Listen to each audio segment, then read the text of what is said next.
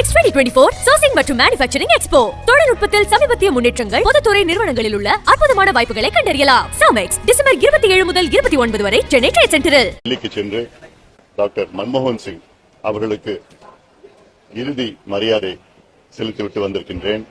India ஒரு தலை சிறந்த தலைவரை இழந்திருக்கிறது. மிக மிக எளிமையானவர், அதைவிட மிக மிக மிக நேர்மையானவர். இந்தியாவில் 10 ஆண்டுகள் பிரதமராக பணியாற்றிய டாக்டர் மன்மோகன் சிங் எனக்கு 5 ஆண்டு காலம் மத்திய சுகாதாரத்துறை அமைச்சராக அவரிடம் பணியாற்றுவதற்கு ஒரு வாய்ப்பு கிடைத்தது.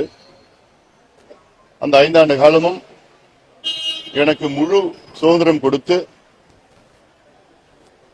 இந்தியா முன்னேற்றத்திற்காக எந்த திட்டம் வேண்டுமானாலும் கொண்டு வரலாம் என்று 100 விழுக்காடு சுதந்திரம் கொடுத்தவர் டாக்டர் மன்மோகன் சிங் அவர்கள். என்னோடு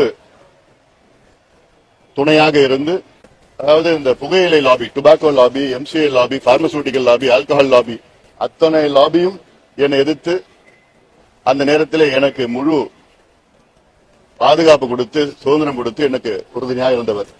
அவரால் தான் இந்தியாவுக்கு தேசிய கிராமப்புற சுகாதார திட்டம், 108 ஆம்புலன்ஸ் திட்டம், போலியோவை ஒழித்தது, பொது இடங்களில் புகைப்பிடிக்க கூடாது சட்டம், புகையிலை பொருட்கள் எச்சரிக்கை விளம்பரங்கள் கொண்டு வந்தது, குட்காவை இந்தியாவிலிருந்து தடை செய்தது, ஆஷாக்களை நியமனம் செய்தது, food safety standard act of India, இது போன்ற பல திட்டங்கள் கொண்டு வர முடிந்தது. அந்த வகையில எனக்கு மட்டும் ஒரு இழப்பில்லை, இந்தியாவுக்கு ஒரு இழப்பு.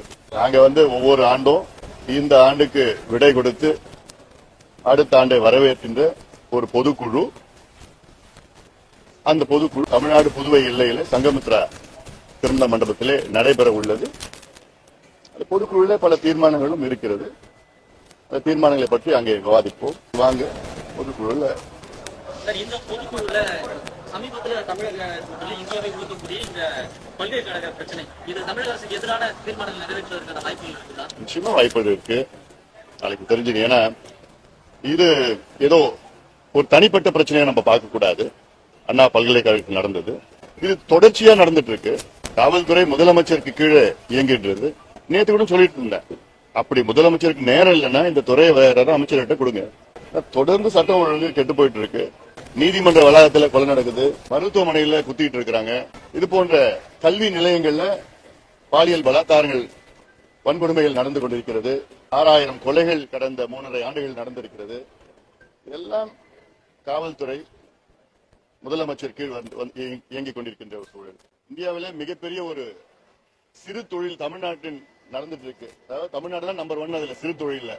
கஞ்சா வைக்கிறது, தெரு தெருவா எங்க பார்த்தாலும் கஞ்சா கிடைக்குது. இது எவ்வளவு சொல்லியும் எத்தனையோ போராட்டம் நடத்தியும் அரசாங்கம் நடவடிக்கை எடுத்த மாதிரி தெரியல. ஏதோ பேருக்குன்னு அங்கங்க 2 பேர் 10 பேர் 20 பேர் கைது பண்ணுவாங்க. அவங்க 15 நாள் வெளியில வந்துட போறாங்க. முழுமையா அங்க யார் வைக்கிறா, எங்கிருந்து வருது, எப்படி வருது, அங்க மெயின் இந்த கிங் பிங் யாரு, அதெல்லாம் ஒன்றும் கண்டுக்கிறது கிடையாது. அதிக அளவில் ஆளுங்கட்சிக்காரங்க ஈடுபட்டு இருக்காங்க. அதனால காவல்துறை நடவடிக்கை எடுக்கிறதுக்கு பயந்துட்டு இருக்கிறாங்க. காவல்துறை நடவடிக்கை எடுத்தா உடனே மிரட்டுறாங்க ஆளுங்கட்சியில. நான் இவங்களுக்கு போன் பண்ணுவேன், அவங்க சொல்றேன்னு சொல்லிட்டு. இதுதான் சட்டம் ஒழுங்கு நிலை.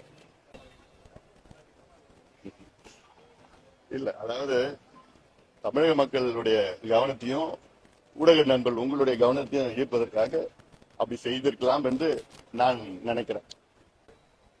ஏன் உங்களுக்கு அவசரம்? நாளைக்கு வாங்க, அதுக்கு முன்கூட்டி எல்லாத்தையும் சொல்லிட்டுன்னா ஒரு பொதுக்குழுக்கு என்ன இருக்கு?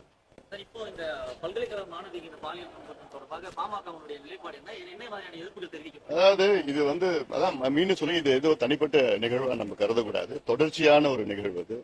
இதுல 2 பேர் ஈடுபட்டு இருக்கிறாங்கன்னு செய்தி எல்லாம் வந்துட்டு இருக்குது. அதுல இன்னொருத்தர் யாரு, ஏன் அவங்களுக்கு பாதுகாக்கிறாங்க, என்ன காரணம்? இந்த நபர் திமுக கட்சியை சார்ந்தவர். இப்ப திடீர்னு இன்னொரு பொருளி இதே பேர்ல இன்னொருத்தர் இருக்கிறார். இப்படி எல்லாம் ஒரு பொருளி நடந்துட்டு இருக்குது. அது முழுமையா விசாரணை செய்யணும் அதுல. ஏன்னா இவங்க இப்ப இருக்கிற காவல்துறை விசாரணை செஞ்சா ஒன்னும் முழுமை வராது அதுல. அதனால எங்களுக்கு சிபிஐ விசாரணை பண்ணா இன்னும் நல்லது. அதுக்கு இப்போ மாநில அரசு ஏற்றுப்பாங்களான்னு தெரியல. அதுல அதே நேரத்துல பெண்களுக்கு தமிழ்நாட்டில் பாதுகாப்பு கிடையாது.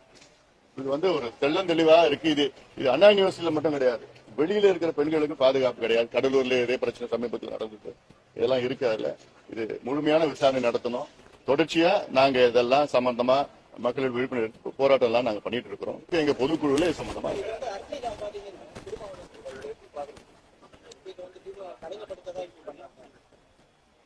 அதாவது கூட்டணி போயிட்டா நம்முடைய சுய தன்மையை இழந்துடுவோமா என்ன? இது எவ்வளவு பெரிய ஒரு பிரச்சனை. பெண்கள் சம்பந்தமான, பெண்கள் பாதுகாப்பு சம்பந்தமான, கல்வி நிலையங்கள் சம்பந்தமான ஒரு பிரச்சனை. இத பத்தி பேசக்கூடாதா? இது என்ன அரசியல் ஆக்குறது? இதுல இது பேசினாதானே அடுத்தது நாளைக்கு மத்த பெண்களுக்கு பாதுகாப்பு கிடைக்கும். இதுதான் அரசியல் கட்சியினுடைய வேலையே. கூட்டணி போயிட்டோம்னா கூட்டணி என்ன வேணா அவங்க செய்யறதெல்லாம் அப்படியே மௌனமா வாய மூடிட்டு இருப்பாங்களா யாராவது?